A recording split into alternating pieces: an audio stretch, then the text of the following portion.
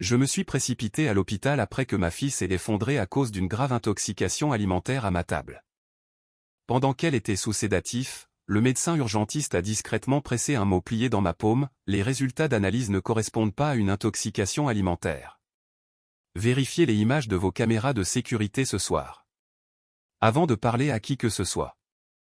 Ce que j'ai découvert sur cette caméra a brisé mon monde tout entier. Je me tenais dans le couloir de l'hôpital général Pearson, regardant à travers la vitre ma fille dormir dans le lit numéro 7 des soins intensifs, lorsque le jeune médecin urgentiste s'est approché de moi. Le docteur Chen ne m'a pas regardé directement. Il a fait semblant de consulter sa tablette, mais, en passant près de moi, il a pressé quelque chose de petit et dur dans ma paume. Sa main tremblait. J'ai baissé les yeux, c'était un post-it plié. J'ai attendu qu'il disparaisse au coin du couloir avant de l'ouvrir. L'écriture était précipitée, presque frénétique. L'encre avait bavé là où son pouce avait appuyé trop fort. Les résultats de laboratoire ne correspondent pas à une intoxication alimentaire. Ce n'était pas un accident. Vérifiez les images de sécurité de votre domicile de ce soir avant de parler à quiconque. Ce que j'ai découvert sur cette caméra n'a pas seulement brisé ma confiance. Cela a révélé une conspiration qui se tramait depuis des mois. Et cela a failli me coûter tout ce que j'avais passé ma vie entière à construire. Mais avant de vous dire ce que ces images m'ont montré, laissez-moi vous raconter comment je me suis retrouvé dans ce couloir d'hôpital, à 23 heures, par une nuit glaciale de février à Toronto, croyant avoir empoisonné ma propre fille. Je m'appelle Thomas Whitmore. J'ai 67 ans. Pendant 40 ans, j'ai travaillé comme médecin légiste pour la police de Toronto. J'ai pratiqué plus de 8000 autopsies. Je sais à quoi ressemble la mort. Je sais à quoi ressemble un empoisonnement. Je connais la différence entre un accident et quelque chose de délibéré. Mais quand c'est votre propre enfant qui est allongé dans ce lit d'hôpital, la logique vous abandonne. La peur prend le dessus. Et la culpabilité. Eh bien, la culpabilité est le scalpel le plus tranchant de tous. La soirée avait commencé assez normalement. C'était l'idée de Rebecca d'organiser le dîner du dimanche chez moi. Ma fille a 38 ans. Elle est mariée à Derek Lagne, un courtier en immobilier commercial qui conduit une BMW qu'il ne peut pas tout à fait se permettre, et qui porte des costumes coûtant plus cher que ma facture d'épicerie mensuelle. Ils vivent dans un appartement du quartier Liberty Village, que je les ai aidés à acheter il y a 3 ans. J'avais versé 200 000 $ en cadeau. Je n'ai jamais demandé à être remboursé. Rebecca est mon unique enfant. Sa mère, Margaret, est décédée d'un cancer du sein il y a 4 ans. Depuis lors, nous ne sommes plus que nous deux pour gérer les fêtes, les anniversaires, et les dîners du dimanche. Ce dimanche-là, Rebecca m'a appelé à 14 heures. Papa, a-t-elle dit, et je pouvais entendre cet enjouement forcé dans sa voix, que j'avais commencé à remarquer plus souvent ces derniers temps. Derek et moi pensions. Pourquoi ne viendrions-nous pas dîner ce soir? On ne t'a pas vu depuis des semaines. Tu me manques. J'aurais dû être heureux, mais quelque chose semblait clocher. Nous avions dîné ensemble le dimanche précédent, et celui d'avant encore. Au cours des 2 derniers mois, ces visites étaient devenues plus fréquentes, plus urgentes. Mais j'ai chassé cette pensée. Peut-être étais-je simplement paranoïaque. Peut-être que ma fille voulait vraiment passer du temps avec son vieux père. Bien sûr, ai-je dit. J'adorerais ça. Je vais faire le poulet rôti de ta mère, celui avec le romarin et l'ail. Parfait, a dit Rebecca. Il y eut une pause. Papa, pourrais-tu peut-être ouvrir cette bouteille de vin? Le Bordeaux de ta cave, le 2015? J'ai froncé les sourcils. Cette bouteille valait environ 400 $. Je la gardais pour une occasion spéciale. Bien sûr, ai-je dit lentement. Qu'est-ce qu'on célèbre? Rien, a-t-elle dit rapidement. Trop rapidement. Je pensais juste que, tu sais, la vie est courte. On devrait profiter des bonnes choses tant qu'on le peut, non? J'ai passé l'après-midi à préparer le dîner. Je ne suis pas un grand cuisinier, mais Margaret m'avait appris quelques plats avant qu'elle ne soit trop malade pour tenir debout dans la cuisine. Le poulet rôti était l'un d'entre eux. Je pouvais encore voir ses mains guider les miennes, me montrant comment glisser les brins de romarin sous la peau, comment attacher les pâtes avec de la ficelle de cuisine. J'ai mis la table avec sa belle porcelaine, le service au bord bleu qui avait appartenu à sa grand-mère. J'ai sorti les chandeliers en argent. J'ai même repassé les serviettes en lin. Au moment où Rebecca et Derek sont arrivés, à 18h30, la maison sentait comme les dîners du dimanche d'autrefois, du temps où Margaret était vivante, une odeur de famille, une odeur de foyer. Mais dès qu'ils ont franchi la porte, j'ai su que quelque chose n'allait pas. Rebecca m'a serré dans ses bras, mais cela semblait performatif. Mis en scène. Derek m'a serré la main avec cette poigne agressive qu'il utilise toujours, comme s'il essayait de prouver quelque chose. Tom, a-t-il dit. Il ne m'a jamais appelé Thomas. Toujours Tom, comme si on était des potes. Comme s'il n'était pas entré dans cette famille par mariage, mais qu'il l'avait conquise.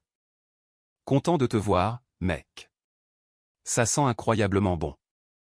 Rebecca marchait déjà à travers la maison, ses talons claquant sur le parquet. L'endroit a l'air bien, papa. Tu l'as gardé propre. J'essaie, ai-je dit, en les suivant dans la salle à manger. Je sais que c'est grand pour une seule personne, mais je ne peux pas imaginer partir. Votre mère aimait cette maison.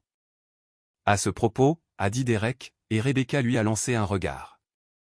Un regard d'avertissement. On parlera plus tard, a-t-elle dit. Mangeons d'abord. Nous nous sommes assis. J'ai découpé le poulet. J'ai versé le vin. Nous avons fait la conversation habituelle sur le travail de Derek, sur les cours de yoga de Rebecca, sur la tempête de neige qui était censée frapper Toronto pendant la nuit. Mais sous les politesses, je pouvais sentir la tension, l'attente. Il voulait quelque chose. Je ne savais juste pas encore quoi. Nous étions à la moitié du plat principal lorsque le téléphone de Rebecca a vibré. Elle y a jeté un coup d'œil et son visage est devenu pâle. Tout va bien, ai-je demandé. Ça va, a-t-elle dit, mais sa main tremblait lorsqu'elle a posé le téléphone face contre table. Juste des trucs du boulot. Derek s'est penché et a pressé son genou sous la table. J'ai vu le geste. C'était censé être réconfortant, mais cela ressemblait plus à un avertissement. Ne le fais pas. Pas encore. J'étais sur le point de demander ce qui se passait quand Rebecca a soudainement reculé sa chaise. Papa, a-t-elle dit. Sa voix avait changé. Elle était faible. Papa, je ne me sens pas bien. Qu'est-ce qui ne va pas? Je me suis levé. Derek s'est levé aussi, mais il n'a pas bougé vers elle. Il a juste regardé. Je crois que je vais être malade, a dit Rebecca. Et puis, c'est arrivé juste là, à table. Des hauts le cœur violent et déchirant, qui ont fait remonter tout ce qu'elle avait mangé. Le poulet, le vin, tout. Elle s'est effondrée vers l'avant, et je l'ai rattrapée avant qu'elle ne touche le sol. Appelle le 911, ai-je crié à Derek, mais il était déjà sur son téléphone. Oui, nous avons besoin d'une ambulance, disait-il. Ma femme vomit de façon incontrôlable. Nous sommes chez son père. Il a préparé le dîner. Je pense qu'elle a été empoisonnée. Empoisonnée? Le mot m'a frappé comme un coup de poing. De quoi parles-tu, ai-je dit. Derek, j'ai utilisé des ingrédients frais. J'ai tout cuit correctement. Je ne sais pas, mec, a dit Derek, mais il regardait Rebecca, pas moi. Peut-être que quelque chose était avarié. Peut-être que le poulet n'était pas assez cuit. Bon sang, Rebecca, reste avec moi. L'ambulance est arrivée en 7 minutes. Les ambulanciers ont chargé Rebecca sur une civière. Elle était à peine consciente, marmonnant de façon incohérente. L'une des ambulancières, une femme aux yeux doux, m'a regardé. Monsieur, est-ce que tout le monde a mangé la même nourriture? Oui, ai-je dit. J'ai mangé du poulet aussi. Derek a pris du poulet. Vous sentez-vous malade? Non, ai-je dit. Je me sens bien. Elle a pris une note sur sa tablette. Nous l'emmenons à l'hôpital général Pearson. Vous devriez venir avec nous. Dans l'ambulance, je me suis assis à côté de ma fille, et je lui ai tenu la main. Elle était froide. Sa peau était moite. J'ai vu cela des centaines de fois auparavant. Les victimes d'empoisonnement présentent des nausées, des vomissements, une salivation excessive, des douleurs abdominales. Mais il existe différents types d'empoisonnement. L'intoxication alimentaire due à des bactéries comme la salmonelle ou E. coli prend des heures, parfois des jours, pour se manifester. Rebecca est tombée malade 90 minutes après avoir mangé. Ce timing n'avait aucun sens, à moins qu'il ne s'agisse d'autre chose, d'une toxine chimique, quelque chose à action rapide. Mais j'avais mangé la même nourriture. J'avais bu le même vin. Pourquoi n'étais-je pas malade? La pensée s'est insinuée, froide et indésirable. Et si cela ne concernait pas du tout la nourriture? À l'hôpital, ils ont précipité Rebecca aux urgences. Derek et moi étions assis dans la salle d'attente. Il était sur son téléphone, envoyant des SMS à quelqu'un. « À qui écris-tu » ai-je demandé. « Aux amis de Rebecca » a-t-il dit sans lever les yeux. « Ils doivent savoir. »« Elle va s'en sortir » ai-je dit. Mais même en le disant, je n'en étais pas sûr. Derek m'a finalement regardé. Ses yeux étaient durs, calculateurs. « Je l'espère, Tom. Parce que si ce n'est pas le cas, s'il lui arrive quelque chose à cause de ce dîner que tu as préparé, je ne sais pas ce que je vais faire. » C'était une menace, à peine voilée. Et à ce moment-là, j'ai réalisé que, quoi qu'il se passe, Derek en faisait partie. 2 heures plus tard, le docteur Chen est sorti.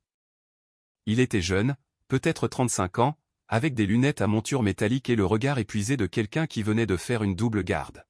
« Monsieur Whitmore » a-t-il dit. « Votre fille est stable. Nous avons pompé son estomac et lui avons donné du charbon actif. Nous effectuons un bilan toxicologique complet. » « Qu'est-ce que vous pensez que c'était » ai-je demandé. « Une intoxication alimentaire ?» Le docteur Chen a hésité. Ces symptômes sont cohérents avec un empoisonnement, mais l'apparition a été très rapide. Nous en saurons plus quand les résultats du labo reviendront. Combien de temps? Quelques heures. Derek s'est levé. Puis-je la voir? Elle est sous sédatif pour le moment, a dit le docteur Chen. Vous pourrez la voir dans environ 30 minutes. Nous l'avons transférée aux soins intensifs par précaution. C'est là que c'est arrivé. Après que le docteur Chen se soit tourné pour partir, il est passé devant moi, et c'est là qu'il a pressé le mot dans ma main. Je ne l'ai pas lu tout de suite. J'ai attendu que Derek aille aux toilettes. Ensuite, j'ai déplié le post-it et je l'ai lu. Les résultats de laboratoire ne correspondent pas à une intoxication alimentaire. Ce n'était pas un accident. Vérifiez les images de sécurité de votre domicile de ce soir avant de parler à quiconque. Mon cœur s'est mis à battre la chamade. J'ai levé les yeux, essayant de trouver le docteur Chen, mais il avait disparu. Je suis resté là, dans le couloir, tenant ce mot, essayant de lui donner un sens. Si ce n'était pas une intoxication alimentaire, alors qu'est-ce que c'était? Et pourquoi le docteur Chen, qui ne me connaissait pas, prendrait-il le risque de me prévenir? J'ai repensé au dîner. J'ai pensé à l'appel téléphonique de Rebecca cet après-midi-là, à la demande pour le vin coûteux, au timing de sa visite, au comportement étrange de Derek, à sa supposition immédiate qu'elle avait été empoisonnée. Et j'ai pensé à ma maison. Il y a 2 ans, après un cambriolage dans le quartier, j'avais installé des caméras de sécurité. Une à l'entrée principale, une dans le salon, et une dans la cuisine, positionnée au-dessus de la cuisinière. Margaret avait insisté pour celle-là. Elle voulait pouvoir surveiller le dîner depuis son téléphone lorsqu'elle se reposait à l'étage pendant ses traitements de chimiothérapie. Je n'avais pas regardé ces images depuis des mois, mais tout était là, stocké dans le cloud, horodaté. J'ai sorti mon téléphone et ouvert l'application de sécurité. Mes mains tremblaient tellement que j'ai failli le laisser tomber.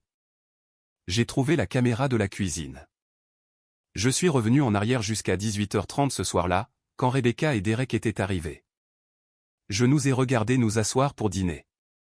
Je me suis vu découper le poulet, verser le vin, et puis... J'ai regardé Rebecca faire quelque chose qui m'a glacé le sang. C'était subtil.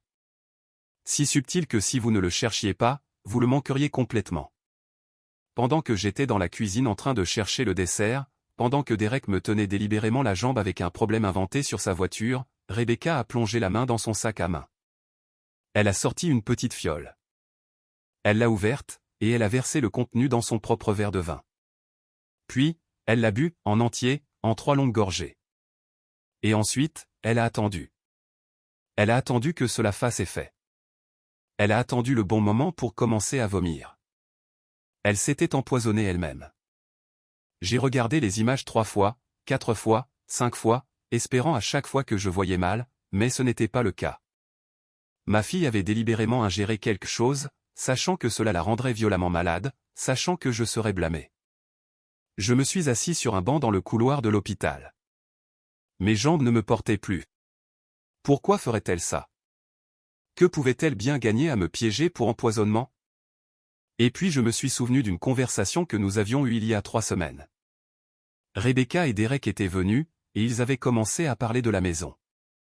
De sa grandeur, du fait que je n'avais pas besoin de tout cet espace, de la facilité que ce serait si je déménageais dans un appartement, quelque chose de plus petit, de plus gérable. « Papa, tu as 67 ans, avait dit Rebecca. Et si tu tombais? Et s'il arrivait quelque chose, et qu'il n'y avait personne pour t'aider? Je vais bien, avais-je dit. Je ne suis pas prêt à réduire mon espace de vie. Derek était intervenu à ce moment-là. Nous sommes juste inquiets pour toi, Tom. Et tu sais, la valeur des propriétés dans ce quartier a considérablement augmenté. Si tu vendais, tu ferais fortune. Tu pourrais vivre très confortablement quelque part de plus petit. J'avais coupé court à la conversation, leur disant que je n'étais pas intéressé.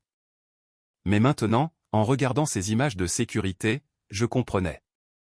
Ils ne voulaient pas que je vende la maison pour mon bien. Ils voulaient que je la vende pour le leur. Et si je ne le faisais pas de mon plein gré, ils trouveraient un autre moyen. Ils me feraient passer pour incompétent, dangereux. Ils me feraient passer pour un père qui a accidentellement empoisonné sa propre fille parce qu'il était trop vieux, trop négligent, trop un fardeau pour vivre seul. Et une fois qu'ils auraient établi ce récit, que viendrait-il ensuite? Un procès, une pression pour me faire déclarer mentalement incompétent, une demande de procuration.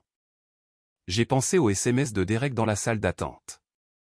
Il n'écrivait pas aux amis de Rebecca. Il écrivait probablement à un avocat, montant un dossier, documentant tout.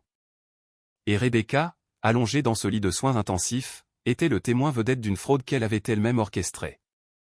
Je voulais hurler.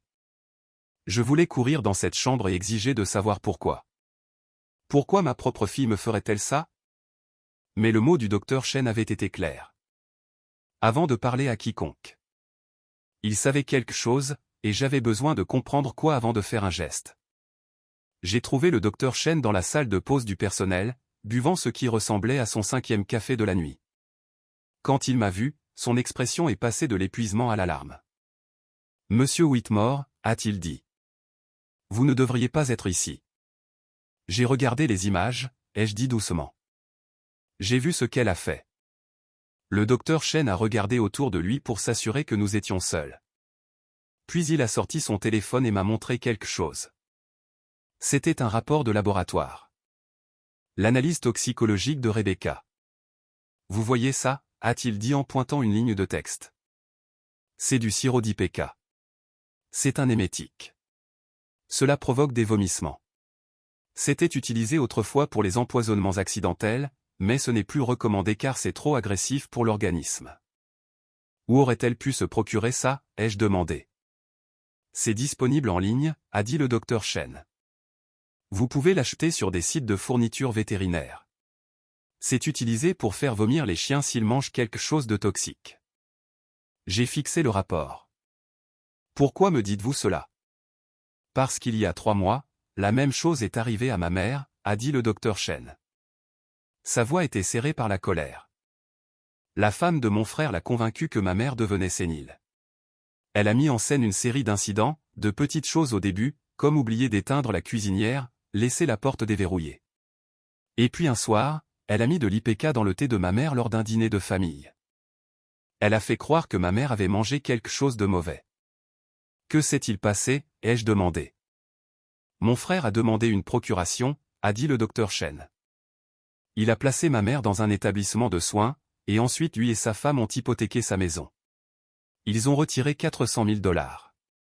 Le temps que je comprenne ce qui se passait, ils avaient déjà dépensé la majeure partie de l'argent. Êtes-vous allé voir la police? Le docteur Chen a secoué la tête. Ma mère a refusé de porter plainte. Elle a dit qu'elle ne voulait pas détruire la famille. Elle est morte 6 mois plus tard, le cœur brisé. Et mon frère a tout eu. Il m'a regardé avec des yeux qui en avaient trop vu. Quand j'ai vu les analyses de votre fille, j'ai reconnu le schéma. Je n'ai pas pu prouver ce que mon frère a fait à ma mère, mais peut-être que vous pouvez prouver ce qui vous arrive. J'ai quitté la salle de pause avec un plan qui se formait dans mon esprit. Je n'allais pas affronter Rebecca. Pas encore. J'allais faire ce que j'avais fait pendant 40 ans en tant que médecin légiste. J'allais rassembler des preuves. J'allais monter un dossier. Et j'allais m'assurer que lorsque je révélerais enfin la vérité, il n'y aurait aucune place pour le doute. Le lendemain matin, Derek m'a appelé. Tom, a-t-il dit. Sa voix avait cette fausse inquiétude qui me donnait la chair de poule. Rebecca est réveillée. Elle veut te voir. Comment va-t-elle, ai-je demandé. J'ai essayé d'avoir l'air inquiet. Coupable. Elle est faible, a dit Derek. Mais elle va s'en sortir. Les médecins pensent que c'était une grave intoxication alimentaire. Ils ont dit que tu as de la chance que toi et moi ne soyons pas tombés malades aussi. Je me sens terrible, ai-je dit. Et c'était vrai, juste pas pour les raisons que Derek pensait. Écoute, Tom, a dit Derek. Je sais que c'était un accident, mais Rebecca et moi avons discuté. Nous pensons qu'il est peut-être temps d'envisager quelques changements. Quel genre de changement? Eh bien, vivre seul dans cette grande maison, cuisiner pour toi-même. C'est beaucoup de responsabilités. Et tu ne rajeunis pas. Et si la prochaine fois quelque chose de pire arrivait? Si tu oubliais le gaz allumé par accident? Si tu tombais dans les escaliers? J'ai serré le téléphone si fort que mes jointures ont blanchi. J'apprécie votre inquiétude, ai-je dit prudemment. Mais je vais bien. Pense-y simplement, a dit Derek. Nous t'aimons. Nous voulons ce qu'il y a de mieux pour toi. J'ai raccroché et j'ai immédiatement appelé mon avocat, Edward Morrison. Edward avait géré le testament de Margaret. Il connaissait notre famille depuis 20 ans. Edward, ai-je dit quand il a répondu, j'ai besoin de ton aide, et j'ai besoin que tu me fasses confiance sur le fait que ce que je vais te dire semble insensé, mais c'est la vérité. Je lui ai tout raconté. Le dîner, les images de sécurité, l'avertissement du docteur Chen, l'IPK. Edward a écouté sans m'interrompre. Quand j'ai fini, il y a eu un long silence. Thomas, a-t-il finalement dit, c'est de la maltraitance envers une personne âgée. C'est de la fraude. Nous devons aller voir la police. Pas encore, ai-je dit. J'ai besoin de plus de preuves. J'ai besoin de comprendre toute l'étendue de ce qu'il prévoit. À quoi penses-tu? Je le lui ai dit. Et pour la première fois depuis que j'avais regardé ces images de sécurité, j'ai ressenti autre chose que de la trahison. Je me suis senti à nouveau moi-même, comme le médecin légiste qui avait passé 4 décennies à trouver la vérité dans les preuves. Au cours des 3 jours suivants, j'ai joué le rôle du père coupable et effrayé à la perfection. J'ai rendu visite à Rebecca à l'hôpital. Je me suis excusé abondamment. J'ai même pleuré, ce qui n'était pas entièrement une comédie, car une partie de moi pleurait la fille que je pensais avoir. Derek était toujours là, observant, guidant la conversation. Le 3e jour, Rebecca est rentrée à la maison. Ils ne sont pas retournés à leur appartement. Ils sont venus chez moi. Juste le temps que je reprenne des forces, a dit Rebecca. Je me sens plus en sécurité ici avec toi, papa. Je les ai installés dans la chambre d'amis. Je leur ai préparé des repas, documentant et photographiant soigneusement chaque ingrédient que j'utilisais, et j'ai écouté. J'ai écouté leur conversation tardive à travers le babyphone que j'avais caché dans leur chambre. Une technologie que Margaret et moi avions achetée quand Rebecca était bébé, maintenant réutilisée pour la surveillance. Il tombe dans le panneau, ai-je entendu Derek dire la 4e nuit. Je pense qu'on peut passer à la phase suivante. Et s'il se bat contre nous, a demandé Rebecca. Il ne le fera pas, a dit Derek. Nous avons les dossiers médicaux. Nous avons des témoins. Nous l'avons sur bande en train de s'excuser de t'avoir empoisonné. S'il se bat, nous le détruirons. Je me sens quand même mal, a dit Rebecca doucement. C'est mon père. Ton père qui est assis sur une maison de 3 millions de dollars alors que nous sommes noyés sous les dettes, a claqué Derek. Ton père qui pourrait nous aider mais qui ne le fera pas. On a essayé de demander gentiment, Rebecca. C'est de la survie. Je sais, a-t-elle dit. J'aimerais juste qu'il y ait un autre moyen. Il n'y en a pas, a dit Derek. Demain, j'appelle mon avocat. On dépose une demande de procuration d'urgence. Incompétence médicale. On citera l'incident d'empoisonnement. Une fois qu'on a le contrôle de ses finances, on vend la maison. On efface nos dettes. Et on installe ton père dans une belle maison de retraite quelque part. J'ai écouté cela avec un enregistreur en marche, capturant chaque mot. Le lendemain matin, Derek m'a fait asseoir à la table de la cuisine. Il avait des papiers avec lui, des documents juridiques. Tom, a-t-il dit, Rebecca et moi avons discuté, et nous pensons qu'au vu de ce qui s'est passé, ce serait peut-être une bonne idée que nous t'aidions à gérer les choses, juste temporairement, jusqu'à ce que tu te sentes plus confiant. Il a fait glisser les papiers vers moi. Une procuration, durable et financière. Signer cela donnerait à Derek et Rebecca un contrôle total sur mes actifs, ma propriété, mes décisions médicales, tout. Je ne comprends pas, ai-je dit, jouant la confusion. Vous pensez que j'ai besoin d'aide pour gérer mes finances? Ce n'est pas une question de ça, a dit Rebecca. Elle avait l'air pâle, coupable. C'est pour s'assurer que tu es en sécurité. Je ne sais pas, ai-je dit lentement. Cela semble être une grande étape. L'expression de Derek s'est durcie. Tom, laisse-moi être clair. Ce qui s'est passé la semaine dernière aurait pu tuer Rebecca. Si nous ne l'avions pas emmenée à l'hôpital quand nous l'avons fait, elle aurait pu mourir de la nourriture que tu as préparée. Maintenant, nous ne te blâmons pas.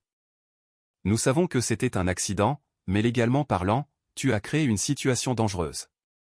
Et si tu n'es pas prêt à prendre des mesures pour empêcher que cela ne se reproduise, nous pourrions devoir envisager d'autres options. Êtes-vous en train de me menacer, ai-je demandé. Je suis réaliste, a dit Derek. Signe les papiers, Tom. Laisse-nous t'aider ou nous devrons impliquer les tribunaux. J'ai regardé Rebecca, ma fille, la petite fille à qui j'avais appris à faire du vélo. L'adolescente avec qui j'étais resté éveillé tard pour l'aider à réviser ses examens. La jeune femme que j'avais accompagnée jusqu'à l'hôtel. Rebecca, ai-je dit, est-ce vraiment ce que tu veux? Elle n'a pas pu croiser mon regard. C'est pour le mieux, papa. J'ai pris le stylo. Derek a souri, et c'est à ce moment-là que mon avocat, Edward Morrison, est entré dans la pièce. Il n'était pas seul. Derrière lui se trouvaient 2 officiers de la police de Toronto et une détective avec qui j'avais travaillé il y a des années, Sarah Mendoza. Thomas Whitmore n'a rien besoin de signer, a dit Edward. Derek s'est levé si vite que sa chaise s'est renversée. Qui diable êtes-vous? Edward Morrison, l'avocat de M. Whitmore, a dit Edward calmement. Et voici les officiers Park et Stevens, ainsi que le détective Mendoza. Ils sont ici pour discuter d'une enquête en cours sur une fraude et des abus sur personnes âgées. Le visage de Rebecca est devenu blanc. Qu'est-ce qui se passe? Le détective Mendoza s'est avancé. Madame Lagne, nous avons la preuve que vous avez délibérément ingéré du sirop d'IPK le soir du 18 février avec l'intention de piéger votre père pour empoisonnement. Nous avons également des conversations enregistrées entre vous et votre mari discutant de projets pour obtenir une procuration frauduleuse sur les biens de votre père. C'est insensé, a dit Derek. Mais sa voix tremblait. Nous avons des images vidéo des caméras de sécurité de M. Whitmore, a continué Mendoza. Nous avons le témoignage du docteur James Chen de l'hôpital général Pearson. Nous avons des rapports toxicologiques, et nous avons des enregistrements audio de conversations entre vous et Madame Lang discutant du stratagème. Rebecca a commencé à pleurer. Papa, a-t-elle dit. Papa, s'il te plaît. Je suis désolé. Je ne voulais pas le faire. Nous étions désespérés. Derek a dit que c'était le seul moyen. Le seul moyen de quoi, ai-je demandé. Ma voix semblait étrange à mes propres oreilles. Distante, froide. De sauver nos vies, a dit Derek. Il était en colère maintenant. Tu veux savoir la vérité, Tom? On est fauché. Nous devons 300 000 $ à des gens très dangereux. Des gens qui n'acceptent pas les retards de paiement, des gens qui font des exemples avec les débiteurs. On a essayé d'emprunter aux banques. On a tout essayé. Et puis on s'est dit, tu es assis ici dans ce manoir tout seul avec des millions en capital, et tu ne veux pas nous aider. Ta propre fille t'a demandé de l'aide, et tu as dit non. Tu n'as jamais demandé de l'aide, ai-je dit. Tu m'as demandé de vendre ma maison, la maison que j'ai construite avec ma femme, la maison où j'ai élevé ma fille. Tu ne voulais pas d'aide. Tu voulais mes économies de toute une vie pour pouvoir payer des dettes de jeu. Ce n'était pas du jeu, a sangloté Rebecca. C'était des investissements. Derek a dit que c'était des valeurs sûres. Il a dit qu'on récupérerait tout. Je ne suis pas intéressé par vos justifications, ai-je dit. J'ai regardé le détective Mendoza. Que se passe-t-il maintenant? Nous les emmenons tous les deux pour interrogatoire, a-t-elle dit. Le procureur de la couronne décidera des charges, probablement fraude, abus sur personne âgée, et conspiration en vue de commettre une fraude. Alors que les officiers s'avançaient pour menotter Derek et Rebecca, ma fille m'a regardé une dernière fois. Papa, a-t-elle dit, je t'aime. Je sais que tu ne me crois pas, mais c'est vrai. Je voulais dire que je l'aimais aussi. Mais les mots ne voulaient pas sortir, car la fille que j'aimais n'aurait jamais fait ce qu'elle a fait. Cette Rebecca-là avait disparu. Peut-être qu'elle n'avait jamais vraiment existé. Après leur départ, Édouard et moi nous sommes assis dans la cuisine désormais silencieuse. « Tu vas bien ?» a-t-il demandé. « Non » ai-je dit honnêtement. « Mais ça ira. »« Qu'est-ce que tu vas faire maintenant ?» J'ai pensé à cela. À Margaret, à la vie que nous avions construite, à la fille que nous avions élevée et qui s'était transformée en quelqu'un que je ne reconnaissais pas. « Je vais continuer à vivre » ai-je dit. Dans ma maison, selon mes conditions. Et je vais m'assurer que ce qui est arrivé à la mère du docteur Chen, ce qui a failli m'arriver, n'arrive pas à d'autres personnes. 6 mois plus tard, j'ai témoigné au procès de Rebecca et Derek. Les preuves étaient accablantes. Images de sécurité, enregistrements audio, relevés bancaires montrant leurs dettes, SMS entre Derek et les personnes à qui il devait de l'argent. Le jury a délibéré pendant moins de 3 heures. Derek a pris 4 ans de prison fédérale pour fraude et conspiration. Rebecca a eu 18 mois, peine réduite parce qu'elle a témoigné contre Derek et montré un remords sincère. Je me suis assis dans la salle d'audience et j'ai regardé ma fille être emmenée menottes au poignet. Elle ne m'a pas regardé. Mais ce n'était pas la fin de l'histoire, car 3 mois après le procès, j'ai reçu une lettre. Elle venait de Rebecca, écrite depuis le Centre pour femmes Vanier à Hamilton, en Ontario. Elle s'excusait. Elle s'excusait vraiment, sans excuse ni justification. Elle me parlait de la thérapie qu'elle avait commencée, des programmes qu'elle suivait pour comprendre comment elle s'était perdue dans la manipulation de Derek. Elle n'a pas demandé le pardon. Elle n'a pas demandé d'argent. Elle a juste dit qu'elle voulait que je sache qu'elle essayait de devenir quelqu'un digne du père qu'elle avait trahi. J'ai répondu.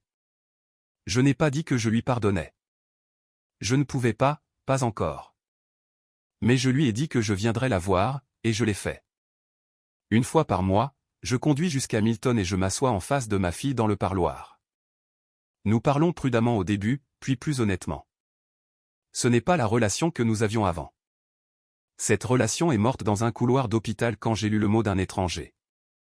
Mais c'est quelque chose. Peut-être qu'avec le temps, cela pourra devenir quelque chose de réel. J'ai 68 ans maintenant. Je vis toujours dans la maison que Margaret et moi avons achetée il y a 42 ans. Je cuisine toujours les dîners du dimanche, bien que maintenant ce soit généralement juste pour moi-même. Mais j'ai aussi commencé à faire du bénévolat.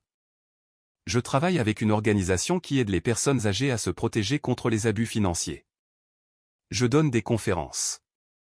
Je partage mon histoire. Je parle aux gens des signes avant-coureurs, de la pression soudaine pour signer des documents juridiques, de l'isolement des amis et de la famille, de la culpabilisation, de la manipulation. Le docteur James Chen et moi sommes devenus amis. Nous nous retrouvons une fois par mois pour prendre un café. 2 hommes qui comprennent ce que c'est que d'aimer quelqu'un qui vous a trahi. Il me parle de sa mère, des regrets qu'il porte. Je lui parle de Rebecca, de l'espoir auquel j'essaie de me raccrocher.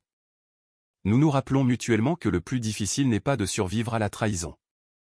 C'est d'apprendre à faire confiance à nouveau. La maison a toujours des caméras de sécurité. Je vérifie encore les images parfois, une habitude que je n'arrive pas à perdre. Mais surtout, j'essaie de me souvenir des bons moments. Les Noëls quand Rebecca était jeune et croyait à la magie. Les étés que nous passions au chalet sur le lac Muskoka.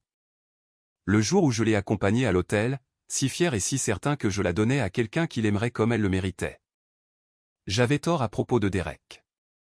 Mais peut-être que je n'ai pas tort d'espérer que, quelque part à l'intérieur de la femme dans ce parloir de prison, il y a encore une partie de la fille que j'ai élevée. Celle qui me disait qu'elle m'aimait avant de se coucher chaque soir. Celle qui pleurait quand nous avons dû faire piquer notre chien parce qu'elle ne supportait pas de voir quoi que ce soit souffrir. S'il y a une leçon à tirer de tout cela, ce n'est pas à propos de la confiance. Ce n'est pas à propos de la famille. C'est à propos de connaître sa propre valeur. Je ne suis pas seulement l'homme qui a construit une vie. Je suis l'homme qui a refusé de laisser cette vie lui être volée. Je suis le médecin légiste qui a passé 40 ans à trouver la vérité et des preuves. Et quand j'ai eu le plus besoin de cette compétence, je n'ai pas oublié comment l'utiliser. Et si jamais quelqu'un essaie de vous faire douter de vous-même, de vous faire croire que vous êtes trop vieux, trop incompétent, trop un fardeau pour mériter votre propre vie, souvenez-vous de ceci, vous vous connaissez mieux que quiconque. Faites confiance à ce savoir. Protégez-le. Parce que votre vie, votre maison, votre dignité, ne sont pas négociables. Elles sont à vous, et elles valent la peine de se battre.